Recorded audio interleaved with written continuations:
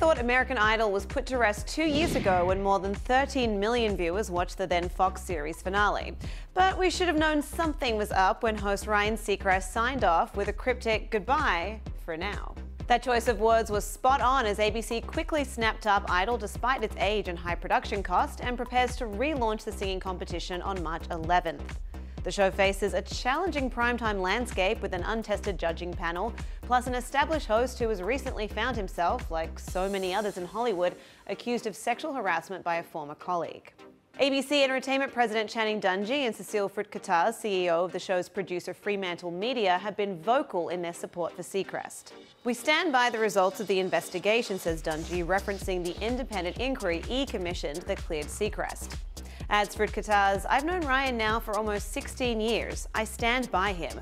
Obviously, it's unfortunate. I'm not privy to the details. He seems to be very robust in his defense, and we'll see where it all goes." ABC is investing significantly in the Idol franchise, even though the show had, like much of broadcast television, hemorrhaged viewers by the end of its 15-year run. Facing intense competition, including from NBC's The Voice, the show had plummeted nearly 70% in the ratings during the 4 seasons before a somewhat rejuvenated final season. But talent salaries in the final seasons had ballooned to $45 million.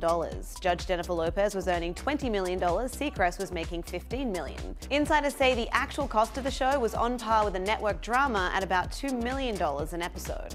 Eventually, what was once TV's most invincible property became a huge drain on Fox's bottom line. So, will ABC make money on the reboot? It has certainly streamlined its fees, though talent salaries are as steep as ever, with Katy Perry banking $25 million and Seacrest pocketing a little more than $10 million. ABC and Fremantle Media executives insist Idol will not be a loss leader. "We're running a business here, so we certainly are always looking for things to be profitable," says Dungey. Notes for Kataz, "If you want a cheap show, don't make American Idol. The worst thing you can do is take something that needs a certain amount of budget investment and try to do it at half the price, because that will fail." For the Disney-owned network, Idol is benefiting from synergy. Contestants are expected to make promotional stops on ABC's Good Morning America and Live with Kelly and Ryan, and ABC will also use Radio Disney to promote the show. Producers say the format will largely be the same, but ABC is subtly imprinting its DNA on the franchise. Mean judges like Simon Cowell are out. In fact, the first episode of the show made available to media features barely a discouraging word from new judges Perry, Lionel Richie, and Luke Bryan. "They're not pushovers, there is no one mean judge, but they are honest judges," says Rob Mills, ABC's head of alternative programming. Meanwhile, Fox is doing its best to stifle the premiere of ABC's relaunch. It will unleash O.J. Simpson's infamous "If I Did It" interview, which was set to air in 2006 before an uproar caused the network to pull it opposite Idol. "It's very good counter-programming," admits Foucault. "Idol is a story of hope, aspiration, the American dream. And then you've got O.J. Simpson, so we'll see what mood people are in." So what kind of mood do you think you will be in on March 11th? Will you be tuning in to ABC's American Idol?